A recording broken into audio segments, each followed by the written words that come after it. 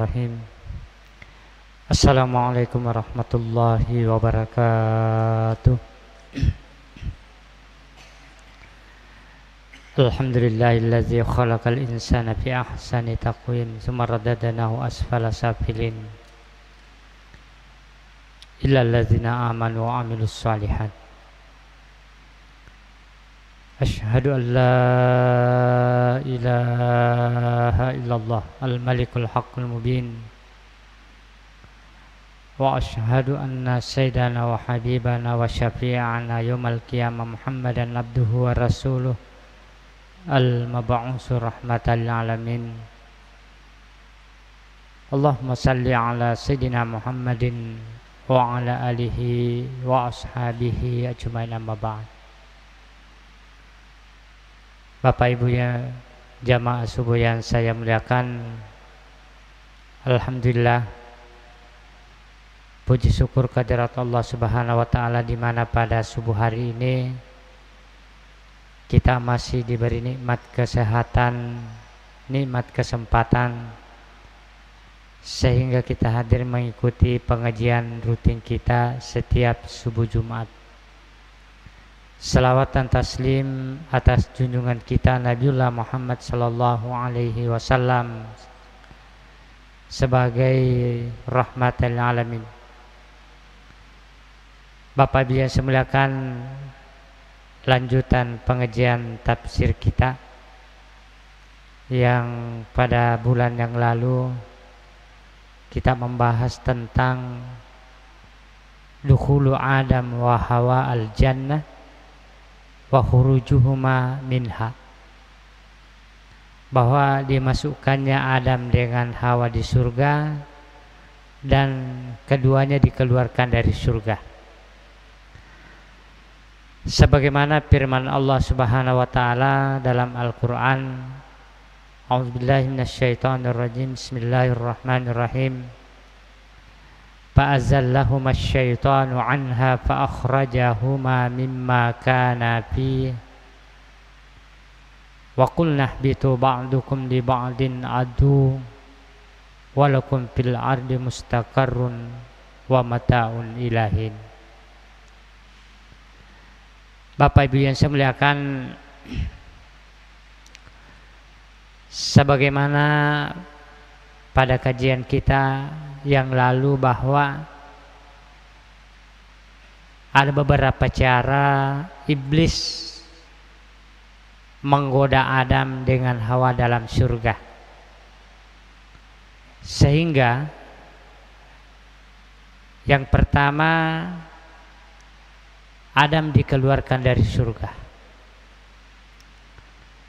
lalu yang kedua ketika Adam dikeluarkan dari surga, dalam riwayat dia ditempatkan dulu di langit dunia, as-sama'ud dunia. Jadi di dalam ayat ini dikatakan fa'akhrajahuma mimma kana fihi.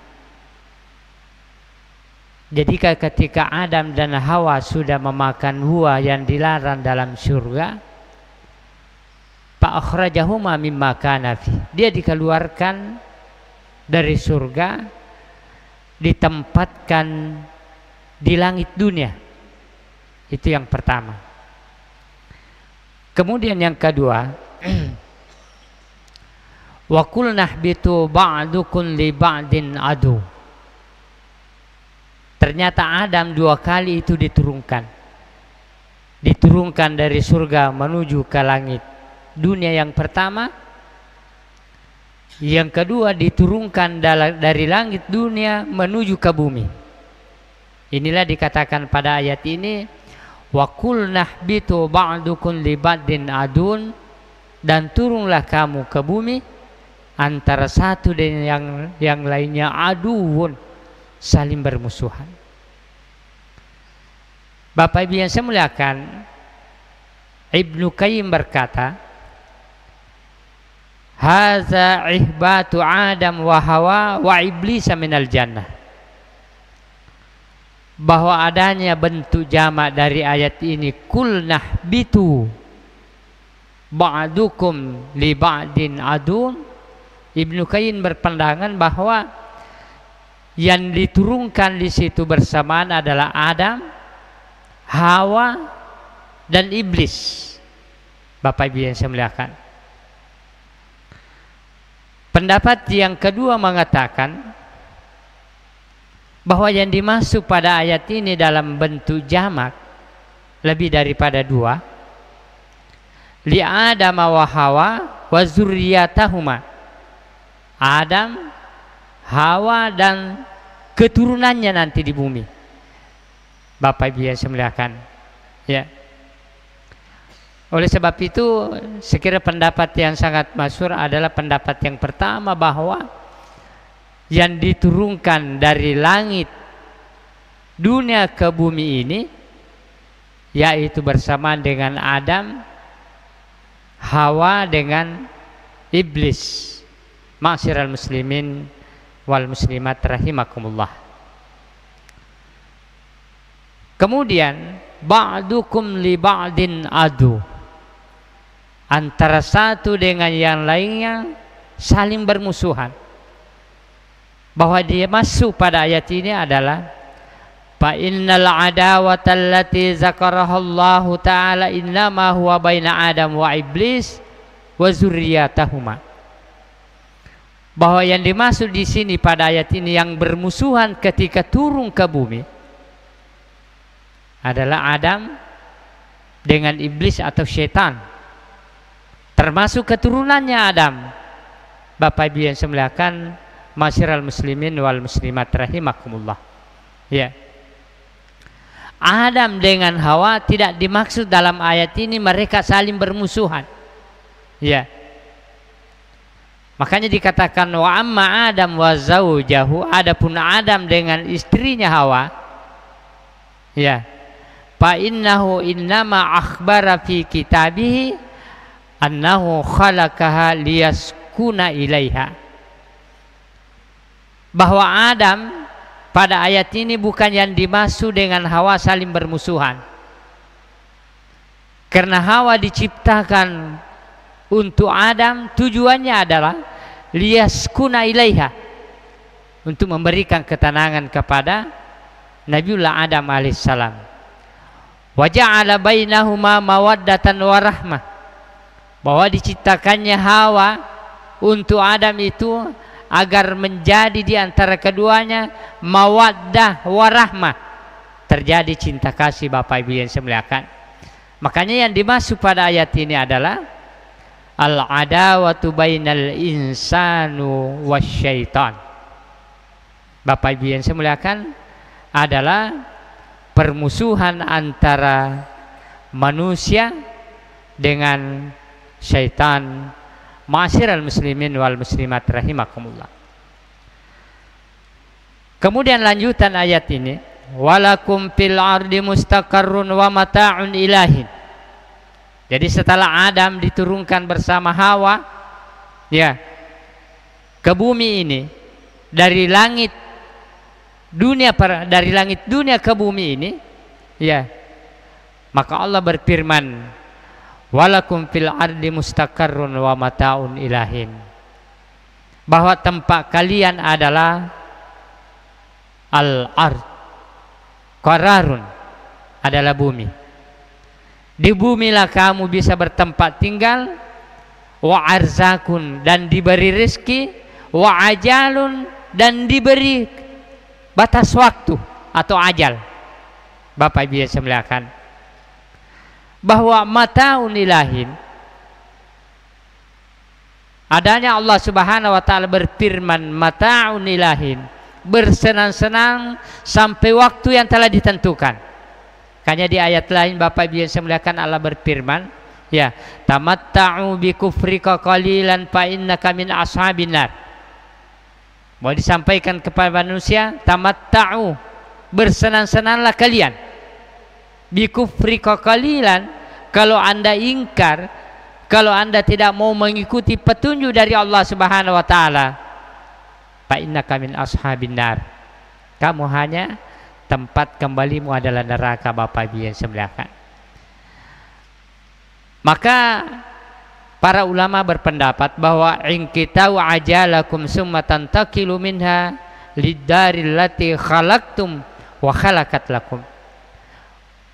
Bahwa dunia ini Bapak Ibu yang saya muliakan, ya, adalah tempat yang telah ditetapkan oleh Allah Subhanahu wa taala kepada umat manusia, ya, untuk menghabiskan ajalnya. Setelah itu tantakilu minha lidari, kemudian dipindahkan ke suatu tempat allati khalaqtum wa khalaqat lakum, yang tempat itu Allah ciptakan untuk kalian, yaitu kembali ke asalnya manusia. Apakah min ashabil jannah atau min ashabin nar, Bapak Ibu yang saya muliakan, ya. Makanya dunia ini dikatakan mu'abbirun wa yatazawwadu minha, bahwa dunia ini Bapak Ibu yang saya muliakan bukan tempat selama-lamanya. Jadi pada hakikatnya perjalanan manusia itu awalnya tadi dari surga, lalu diturunkan ke langit dunia, lalu diturunkan ke bumi. Bumi ini adalah mu'abbirun, tempat lintasan. Kita hanya melintas sebentar sekali. Kita hanya melewati dunia ini sebentar sekali. Makanya dikatakan mu'abbirun wa yatazawwadu, dan tempat untuk mengambil bekal menuju kembali ke tempat yang semula kita. Apakah kita akan mendapatkan surga atau akan mendapatkan neraka, Bapak Ibu yang saya muliakan? Ma'asyiral muslimin wal muslimat rahimakumullah. Kemudian innahu huwat tawwabur rahim, bahwa pada hakikatnya manusia itu, tabiatnya manusia itu Bapak Ibu yang saya muliakan, ya, melakukan pelanggaran. Sebagaimana Nabiullah Adam alaihissalam melakukan pelanggaran ketika dikatakan wala taqraba hashihi syajarah fatakuna minaz zalimin. Ya, dia sudah jelas-jelas ditunjukkan oleh Allah. Tetapi yang namanya godaan-godaan Bapak Ibu yang saya muliakan, bisa saja kita akan tergelincir masuk ke dalamnya. Oleh sebab itu Allah sangat menyayangi hambanya, maka dia membuka pintu-pintu taubat untuk hamba-hamba itu, Bapak Ibu yang saya muliakan, ya. Maka di dalam Al-Quran Allah Subhanahu wa taala dalam ayat lain dikatakan alam ya'lamu annallaha wa yaqbalu taubatu min ibadi. Tidakkah kalian tahu bahwa sesungguhnya Allah itu yaqbalu taubah, maha menerima taubat an ibadihi, dari hamba-hambanya. Inilah Bapak Ibu yang saya muliakan kasih sayang Allah terhadap hambanya, karena dia masih membuka pintu-pintu taubat. Dalam hadis Rasulullah dikatakan malam yugargir, sepanjang manusia napasnya tidak naik ke tenggorokan dalam arti sakaratul maut, maka pintu-pintu taubat dibuka oleh Allah Subhanahu wa taala. Ma'asyiral muslimin wal muslimat rahimakumullah. Inilah keutamaan yang diberikan Allah kepada hambanya, dan inilah yang dipergunakan oleh Nabiullah Adam, yang membedakan dengan iblis. Mengetahui kesalahannya lalu dia tidak mau taubat. Tapi Adam mengetahui kesalahannya dengan Hawa, begitu dia tahu, maka ketika dibukakan pintu taubat, Adam dan Hawa mempergunakan pintu taubat ini sehingga dia mendapatkan rahmat dari Allah Subhanahu wa taala. Bapak Ibu yang saya muliakan, at-taubatu bimanzilatis sabun. Ulama memberikan interpretasi bahwa, analogi bahwa taubat itu bagaikan sabun, ya. Maka ma'anna sabuna yazilul awsakhus zahirah, bahwa sabun itu bisa menghilangkan kotoran-kotoran yang nyata, yang kelihatan. Pakadzalika taubat tuzilul awsakhul batinah, Akan tetapi taubat itu Bapak Ibu yang saya muliakan, membuang kotoran-kotoran secara batiniah. Ma'asyiral muslimin wal muslimat rahimakumullah. Kemudian pada ayat selanjutnya, fa imma ya'tiyannakum minni huda faman tabi'a hudaya fala khaufun 'alaihim wala hum yahzanun. Allah Subhanahu wa taala berfirman bahwa faman tabi'a hudaya minkum, maka barang siapa yang mengikuti petunjukku, kata Allah. Di mana petunjuk Allah yang bisa kita dapat? Yaitu bi an amana bi rusuli, beriman kepada rasul-rasul yang aku telah utus, kata Allah Subhanahu wa taala. Wa kutubi, dan beriman kepada kitab-kitab yang aku telah turunkan. Saya kira ini menjadi rukun iman bagi kita. Wahtada bihim, lalu mengikuti petunjuk. Kalau kita umat Muhammad mengikuti petunjuk Al-Quran, wahtada bihim, apa yang diterangkan dalam Al-Quran, lalu kita mengikuti dan memahami apa yang ada dalam kandungan Al-Quran. Wabitasbiki bijamail ahbarir rusuli, dan membenarkan apa yang telah diberitakan oleh rasul-rasul, wal kutub, dan kitab-kitab, wal imtisali awamirillah, dan mengikuti perintah Allah dan menjauhi larangannya, maka itulah mereka mendapatkan fala khaufun alaihim walahum yahzanun. Di ayat lain dikatakan Bapak Ibu yang saya muliakan, allazina qalu rabbuna Allah. Ya, orang-orang yang berkata rabbuna Allah, engkau adalah Tuhan kami, adalah Tuhan yang kami sembah, yaitu Allah Subhanahu wa taala. Summa istaqamu, kemudian dia istiqamah, lalu kita istiqamah. Bapak Ibu yang saya muliakan, makanya setelah kita berjanji di hadapan Allah, alastu bi rabbikum qalu bala syahidana, janji ini selalu kita ulang Bapak Ibu yang saya muliakan, sekurang-kurangnya 17 kali sehari semalam. Ya, setelah kita berjanji, ya, alastu bi rabbikum qalu bala syahidana, kami bersaksi di hadapan Allah, maka janji ini kita selalu ulangi setiap kali kita sholat. Di dalam surah Al-Fatihah, makanya dalam surah Al-Fatihah dikatakan Bapak Ibu yang saya muliakan, la sholata liman lam yaqra bi fatihatil kitab, tidak ada sholatnya orang yang sholat lalu dia tidak membaca surah Al-Fatihah. Kenapa? Karena dalam surah Al-Fatihah selalu kita mengulangi janji kita, iyyaka na'budu wa iyyaka nasta'in. Bapak Ibu yang saya muliakan, ma'asyiral muslimin wal muslimat rahimakumullah.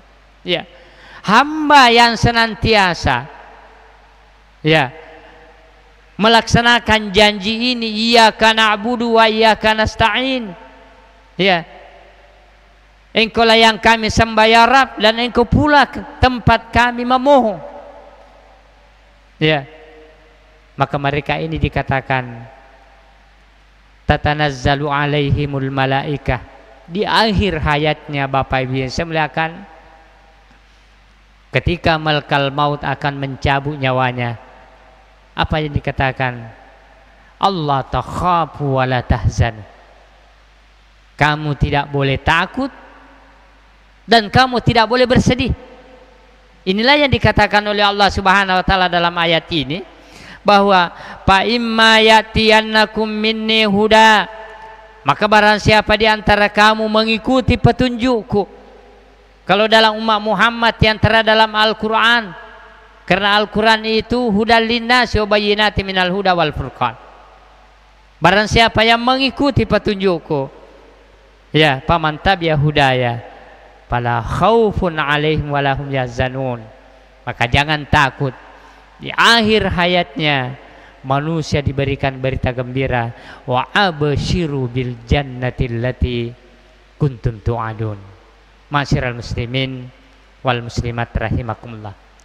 Oleh sebab itu, mudah-mudahan Bapak Ibu yang saya muliakan, kita senantiasa mendapat hidayah dari Allah Subhanahu wa taala.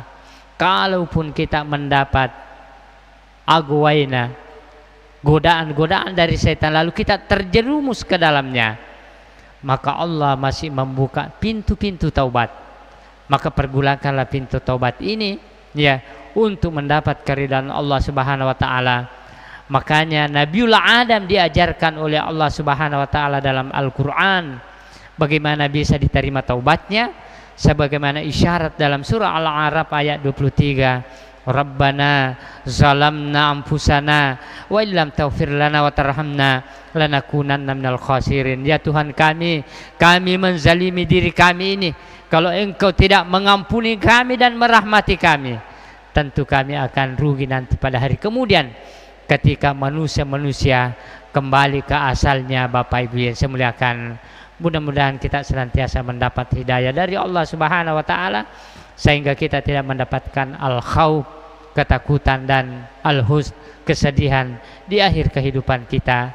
Ma'asyiral muslimin wal muslimat rahimakumullah. Bapak Ibu yang saya muliakan, saya kira inilah pelajaran kita pada subuh hari ini. Tentu sebelum kita mengakhiri pengajian kita ini, kalau ada yang ingin memperjelas lanjutan pelajaran kita pada subuh hari ini, kami persilahkan dengan hormat. Terima kasih. Silakan.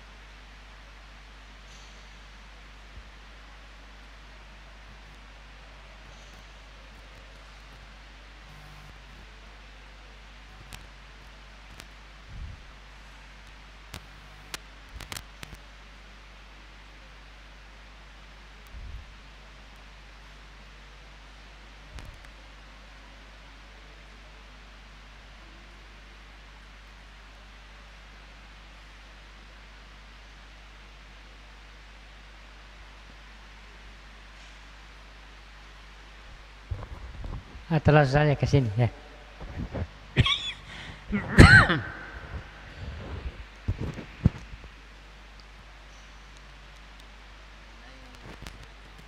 Yeah.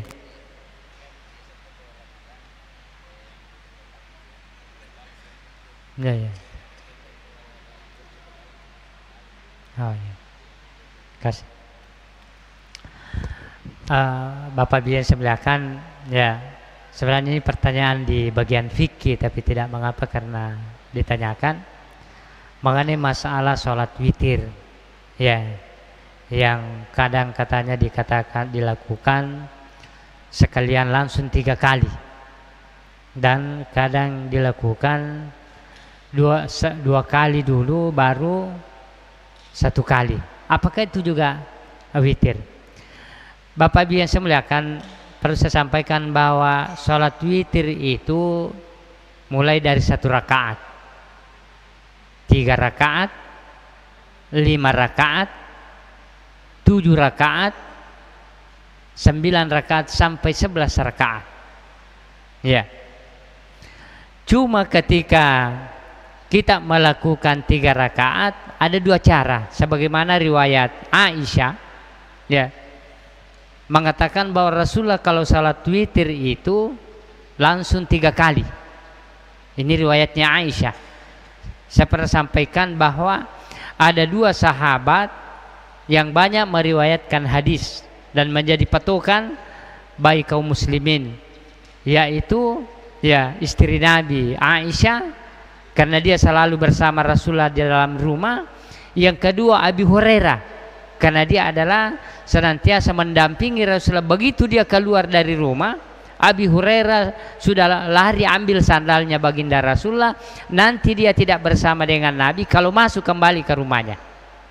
Makanya ketika Abi Hurairah meriwayatkan tentang sholat witir mengatakan 2 rakaat, yang kalau 3, 2 rakaat lalu ditambah 1. Nah, kalau 1 rakaat tidak ada masalah. Kalau dilaksanakan 5 rakaat masna 2 rakaat lalu 2 rakaat lalu ditambah 1, 5 rakaat. Kalau 7 rakaat begitu juga, 2 rakaat 2 rakaat 2 rakaat lalu ditutup dengan 1 rakaat. Jadi hanya yang 3 rakaat 2 riwayat yang menyinggung, dan inilah yang banyak kita lakukan. Ya, hanya salat witir 3 rakaat, padahal sholat witir itu bisa sampai 11 rakaat. Bagaimana kalau 3 rakaat? Saya kira niatnya tidak ada masalah. Salli sunnatal witri salasa rakaatin mustaqbilal qiblat lillahi ta'ala. Yang banyak pertanyakan yang 2 lalu 1. Bagaimana niatnya? Karena yang namanya witir itu ya ganjil-ganjil. Sementara kalau 2 tambah 1 berarti 2 tidak ganjil, tambah 1 baru ganjil. Nah, makanya ulama memberikan cara bagaimana cara niatnya. Usalli sunnatal minal witr rakaataini. Salli sunnatam minal, min maksudnya di sini bagian dari 1. Bapak Ibu yang saya muliakan, jadi menjadi 3 juga. Salli sunnatam minal witr ya raka'ataini lillahi ta'ala. Ya, itu solusinya. Karena banyak mempertanyakan bagaimana niatnya. Jadi, tetapi kata ulama, kalau tidak menyebutkan minnya, kalau niat usalli sunnatam, misalnya usalli sunnatal witr, lupa menyebutkan minnya atau memang tidak menyebutkan, ulama kembali kepada yang dinilai itu adalah an-niyatu fil qalbi, bukan fil lisan. Niat itu ada di hati, bukan pada lisan. Lisan hanya mengantar niat. Bapak Ibu yang saya muliakan, jadi ucapan itu hanya mengantar niat. Kalau ucapannya salah, dalam hatinya benar, itulah yang dihitung sebagai niat. Tetapi kalau benarnya usalli sunnatal minal witr, kalau dari lisannya saya niat sholat sunat bagian daripada witir 1, maka terhitung juga 3. Bapak Ibu yang saya muliakan, masyarakat muslimin rahimakumullah. Jadi memang ada 2 riwayat. Riwayatnya Aisyah langsung 3 rakaat, riwayatnya Abi Hurairah 2 tambah 1. Tapi salat witir itu bukan hanya terbatas 3 rakaat, bisa 5, 7, 9 dan 11. Bapak Ibu yang saya muliakan, saya kira seperti itu. Wallahu a'lam bishawab. Makasih. Silakan Pak. Mada pelepe ki kabar Pak Dega Gamit. Iya.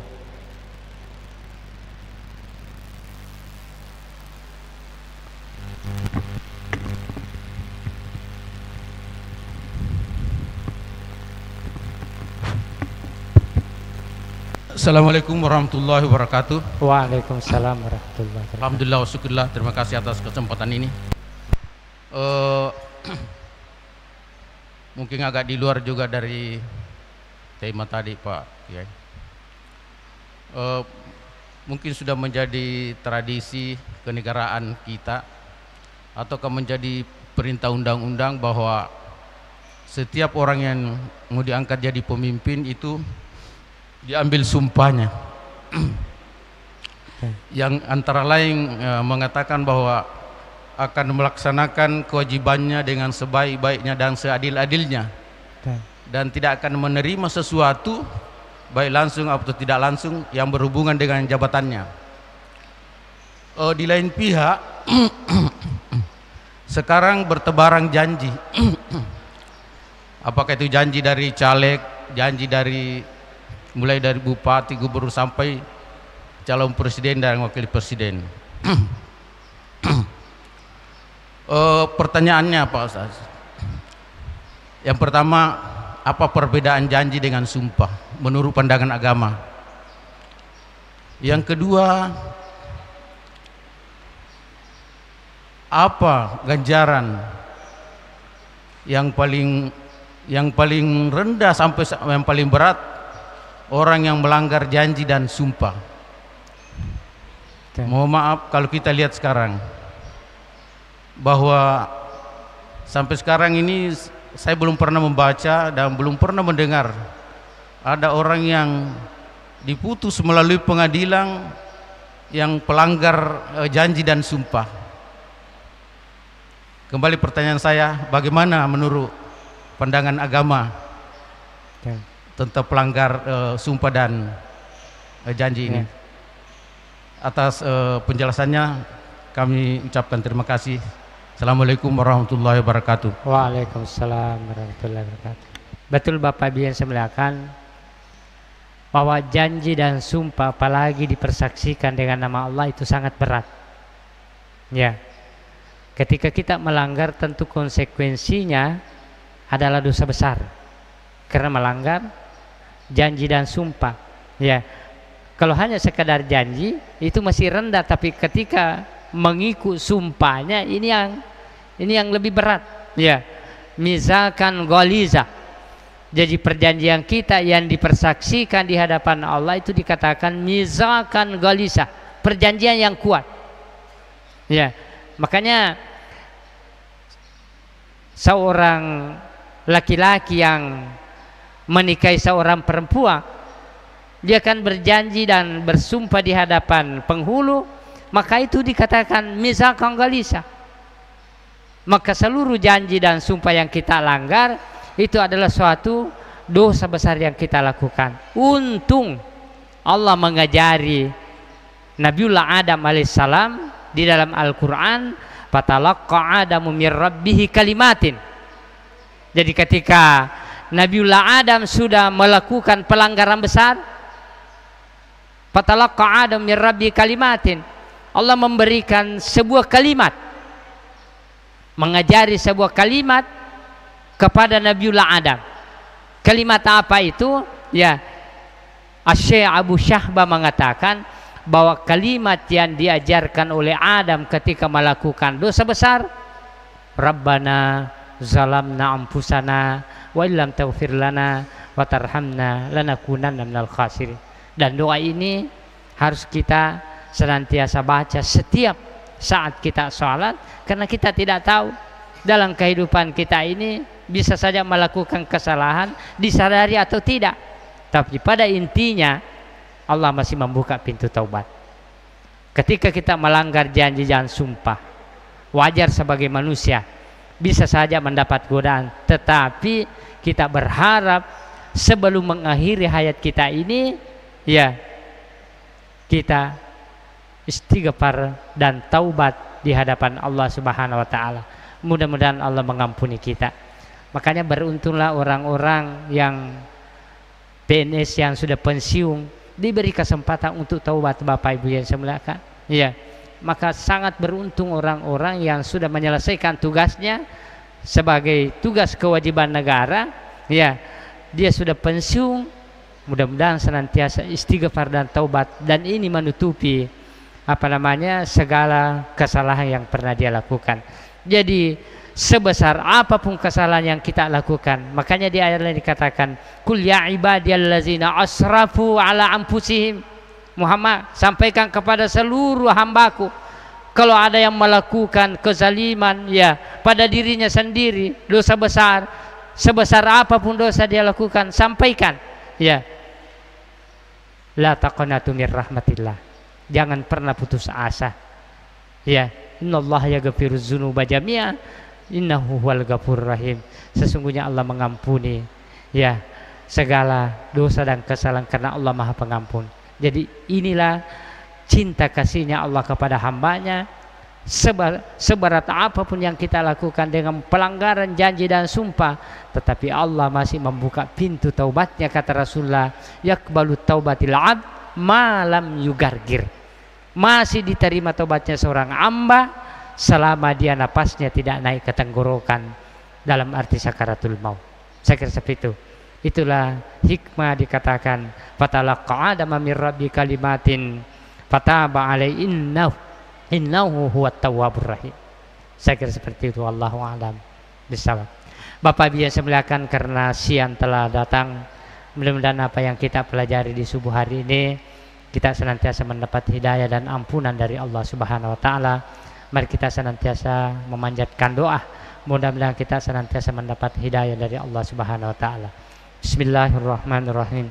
Alhamdulillahirabbil alamin. Wassalatu wassalamu ala asyrafil anbiya'i wal mursalin sayyidina Muhammadin wa ala alihi wa ashabihi ajmain. Allahumma ighfir lil muslimina wal muslimat wal mu'minina wal mu'minat al ahya'i minhum wal amwat innaka samiun qarib mujibud da'wati bi rahmatika ya arhamar rahimin. Allahumma taqabbal minna innaka antas samiul alim wa tub alaina innaka antat tawwabur rahim. Allahumma inna nas'aluka imanan da'iman wa ilman nafi'an wa rizqan wasi'an wa halalan tayyiban bi rahmatika ya arhamar rahimin. Rabbana la tuzigh qulubana ba'da idh hadaitana wa hab lana min ladunka rahmah innaka antal wahhab. Rabbana inna sina wa akhtana. Rabbana wa la tahmil alaina isran kama hamalta 'alal ladzina min qablina. Rabbana wa la tuhammilna ma la taqata lana bih wa'fu 'anna waghfir lana warhamna anta maulana fansurna 'alal qawmil kafirin. Rabbana zalamna anfusana wa illam taghfir lana wa tarhamna lanakunanna minal khasirin. Rabbana atina fid dunya hasanah wa fil akhirati hasanatan wa qina azabannar. Subhana rabbika rabbil izzati amma yasifun wa salamun alal mursalin walhamdulillahi rabbil alamin. Al-Fatihah. Al-Fatihah. Surat wa akhir da'wana alhamdulillahi rabbil alamin. Wassalamualaikum warahmatullahi wabarakatuh.